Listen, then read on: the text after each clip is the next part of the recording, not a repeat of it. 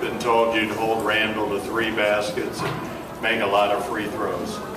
Well, that was our game plan. We felt that we had to limit Randall's touches, and when he did get touches, make sure that we're there and get the ball out of his hands.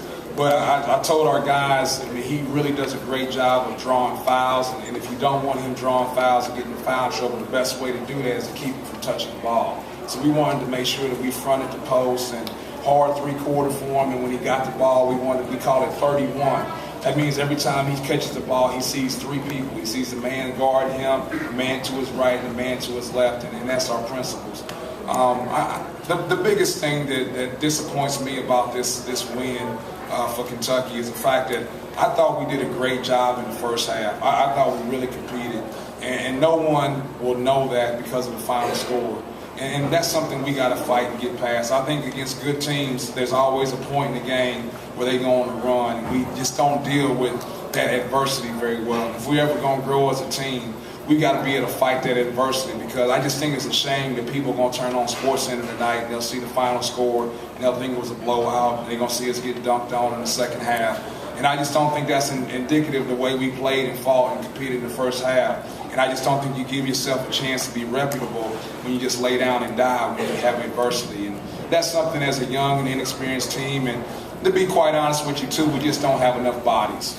We only have 8 scholarship guys. We got 3 frontline guys, and we got guys out there tired and winded. But, you know, I always say this, every player says they want to play 35 minutes a game, and then when they play 35 minutes a game, they simply can't do it. Rick, kind of elaborate on that first half. I mean, this is a team that struggled in the first half early in the season. It's kind of what you wanted, you know, your team to come out and play like. Just talk about, you know, what you were able to do in that first half. Well, I thought our guys did one thing, and that was simply follow the game plan.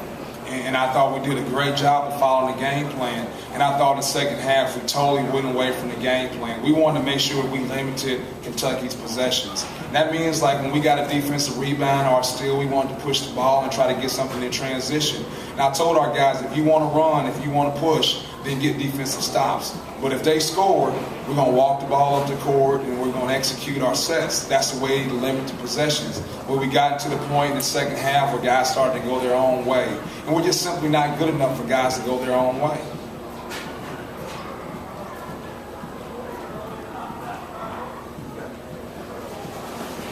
Talk about the second half and just what they were able to do inside. I mean, I know you're limited in bodies in the front court, but, you know, what was the matchup and what kind of happened in that second half? Well, in the second half, we just didn't follow the game plan.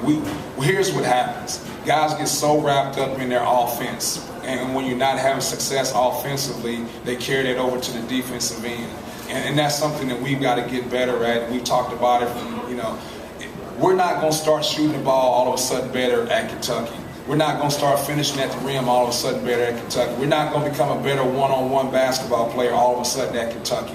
And so you know this going in. So when you miss a wide open shot or you don't finish at the rim, that's been happening the whole season. Don't be surprised by it. You got to continue to fight and compete on the defensive end, because you know the outcome on the offensive end.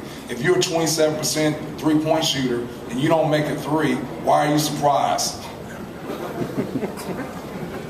Kentucky tried a lot of threes, especially in the first half. How much was that something you were willing to concede? Well, we don't want to concede a 3. We want to concede a contested 3. And, you know, that's our deal. We want to make sure that we limit people to contested jump shots. We want to keep people out of the paint. So, and that's something our guys can go into when you start game planning. They say, oh, we're giving up 3s or we're giving up jump shots. No. We're giving up contested 3s. We're giving up contested jump shots. I think what happened in the second half, we didn't give up contested shots. But matter of fact, we gave up a lot of things at the basket and at the rim. Coach, you guys got to the basket fairly easily in the first half. A lot of layups, a lot of dunks. Did you see that when you were scouting, that Kentucky had problems getting back on defense in transition? Well, I thought when they if you get stops, I thought they struggled a little bit in transition defense. That's not a secret. Coach Kyle knows that, and that's something I'm sure they worked on these past 10 days when they didn't have a game. But I think against when makes, they do a lot better job of getting back. So that's something that was in our game plan. We wanted to push the ball on misses and see if we could get something and generate some offense. But on makes, we felt like they did a much better job on makes of getting back. Any other questions? Anyone else?